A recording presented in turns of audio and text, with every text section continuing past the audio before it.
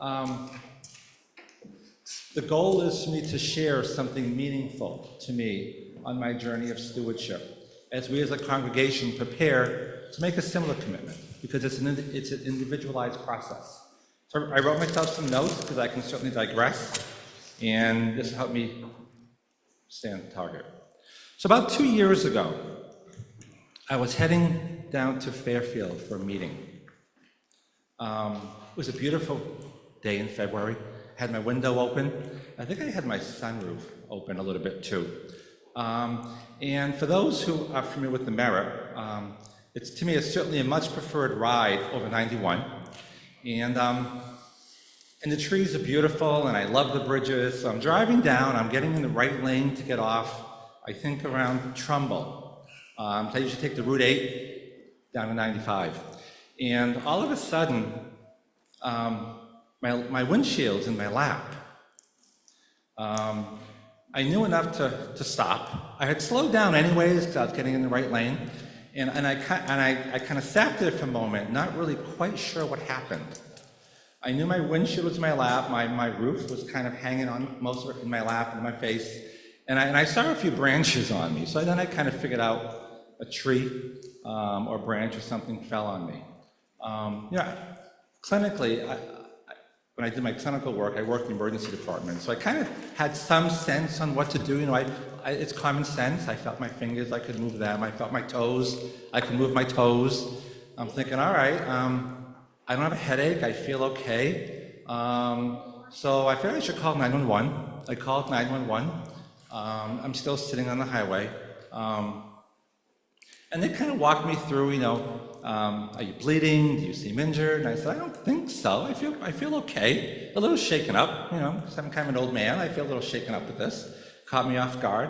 And then the response was funny. They said, well, then we don't need to respond if you don't think you've broken a bone or you're unconscious. And I said, no, I don't think so. So I guess like anybody would have done, I continued to get off the exit with my windshield on my lap and some branches and stuff around. And of course I had to hit a red light.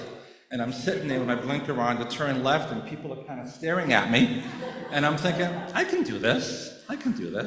So I pull into a gas station, I kind of get out, I kind of shake myself off a little bit. I knew I had some, as your windshield smashes, it's small glass. So I knew I kind of had blood, and I'm doing my hair, but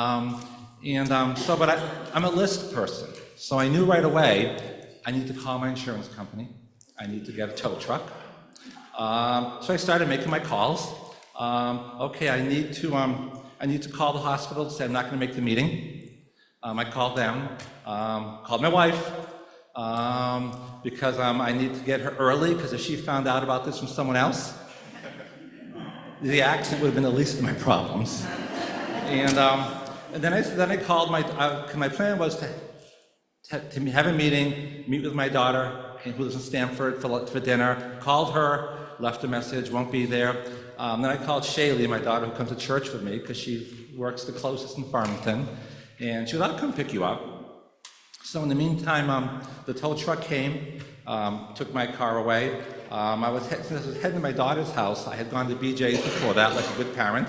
I had, the big things of toilet paper and paper towels. So now I have all my belongings in front of a gas station. I'm standing there looking very disheveled. I'm probably much, much older, with blood on me. And I'm just standing there as the cars are driving by and staring at me. But I kind of felt, okay, I'm feeling pretty good here.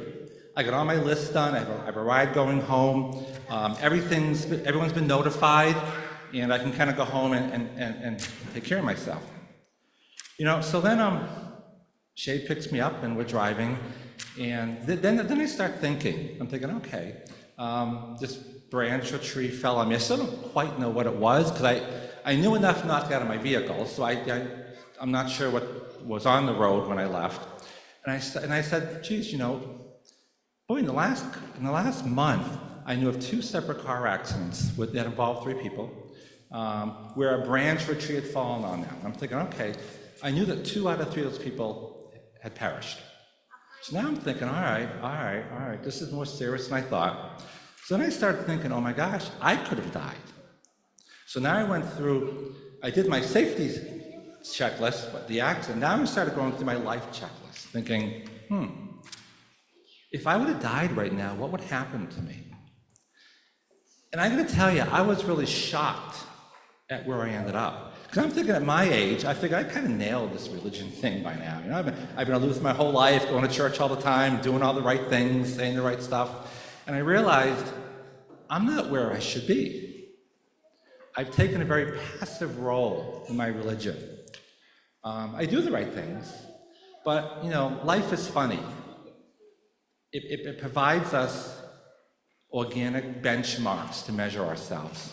And we can almost, you know, if there was a transparency, so I started sitting there thinking, okay, so what was my faith like when I was 63? What was it like when I was 60? What was it like when I was 50? And I'm thinking, gosh, the past 20 or 30 years, it really hasn't changed much. I'm really doing the same things now that I did 20, 30, 40 years ago. So now I really started getting worried. And, you know, I go home and, you know, life goes on. And for the next couple of weeks, I got to tell you, this was ever present in my mind, thinking, how did I end up in this point with my religion? I've done all the right stuff. You know, I brought my kids to church, put the Bible in their hand in church, all those right things. I help people as a profession. And I'm thinking, I'm far from where I should be. So then I realized, you know, again, being a list person, what's my list? What am I going to do? So I really started doing my research, and I realized that I've always looked at spirituality, as Webster defines it, as a noun. And I said, my first thought is, I have to make this a verb for me. This needs to be an action item for me. Because making my spirituality a noun hasn't got me where I know I need to be. So that was certainly a mental change for me. How do I make this an action item? And then I started thinking, all right, now what am I going to do? What am I going to do? And how do I get here? Again, you know, you get these epiphanies in your life, and I realized that I was always shooting for the end game. But what's really important are the steps that I take in my religion every single day. You know, that old expression, you know, it's progress, not perfection. I haven't made the progress that I thought that, again, I should have nailed religion at my age, and I haven't, because I hadn't taken the steps that I needed to take as my life went on. So then I started thinking, okay, what do I need to do? What do I need to do? So I started my list, and I brought an abbreviated list here because to keep me, just to talk about some highlights.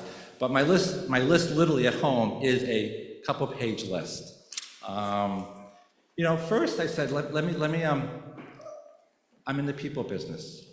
Let me start by seeing people. Am I seeing people? I worked in the emergency department, you know, again, for 20 years of my career. And there you learn not to make eye contact with people because they're in the ED for so many hours. If you make eye contact, you're going to say to me, how much longer am I going to be here for? So you learn not to make eye contact. You know, back then we had clipboards, so you're able to kind of look at those as you walk through.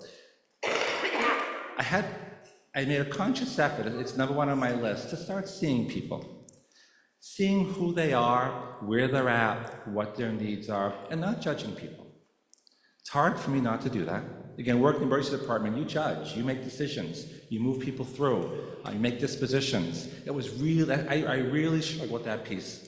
I have to say to myself, look, don't judge. Making eye contact. COVID was perfect for me because I had a mask on. It really helped me limit my interactions with people. And I didn't realize for years, I would smile to people, probably a year into COVID, I thought, oh my God, I'm still smiling to people, but I have a mask on, no one's seeing it. So again, it's that human connection. It's that religion to me is all about relationships, especially being Lutheran. It's our community. And I realized that I had these barriers set up. Speaking, you know, that old adage, sticks and stones, well, we all learned that was wrong. Words do hurt.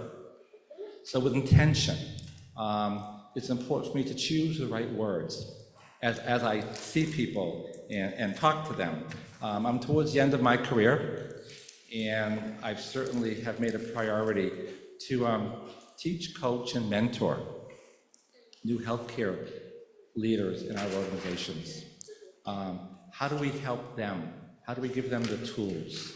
So I'm thinking this is something after, over 40 years in the field, things that I can contribute, and I can help make change. I wrote down picking up trash in the community. I haven't done that yet, but I figured if I wrote it down here, I'll do it. So that's more for myself. But there are other changes I also needed to make. When the pastor mentioned joining the council, I've never been on a council in my life at a church. I knew I had to say yes. Although this is really for the church community, I said yes, to be honest with you, for me. I need to do this. It's important to me to participate and help others grow. I recently have joined the board of directors for a nonprofit legislative group.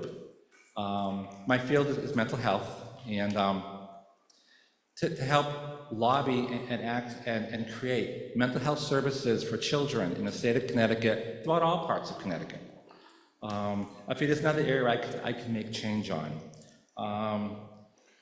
One of my biggest changes was my church contribution. There's so many ways of paying our contributions to the church nowadays. I still like putting money in an envelope. And what's real important to me is for example, I have 2 today. I go through the process each week. I know that we can pay it like a month, and this works for me. And so you could, Shaylee, sometimes she'll pay more at one time. I like doing it weekly. It's really important for me to do this every single week. I don't go to the bank anymore. I go to the ATM, and I get out money, and I put it in my envelope. And often during the week, I'll make 2 or 3 trips to get the money out. So I don't want it to be a one and done.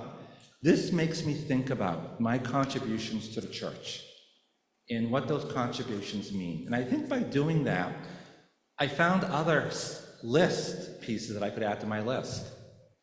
One was, I've been so good about, I do all my envelopes. By the end of the year, I am all caught up. I've submitted every single envelope, and I feel real good about myself.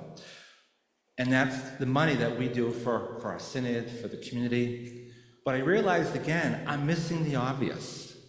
Often there's a grocery store close to the hospital I work at, and periodically I'll go to the grocery store.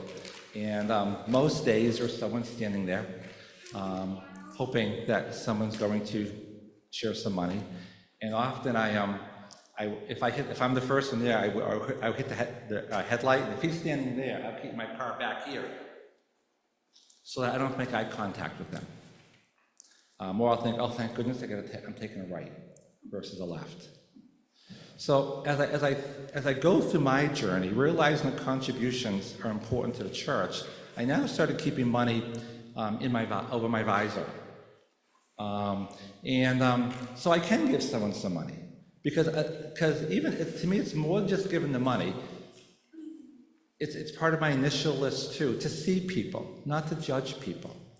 I don't care what you can use the money for. Who knows what I'd be doing if I was in that situation. So my journey from my accident certainly grew, took on a big part of my life, but it's helping me focus on what I do every single day. And for me, the biggest impact is I look at my contributions. I know we're supposed to talk about stewardship, so I got to put this in there. This works for me because I see my money do things. I also know that by doing this reminds me that I can put some money towards that person I see at that red light, at any place, and I can contribute to them in the moment and have an immediate impact. So that's kind of my story, and I think the intent was, again, for me to talk about a meaningful experience. Hopefully you can share into it. Hopefully it touches in some way. But I've certainly learned that when I look at my stewardship, it's very, very different for me. So thank you for your time.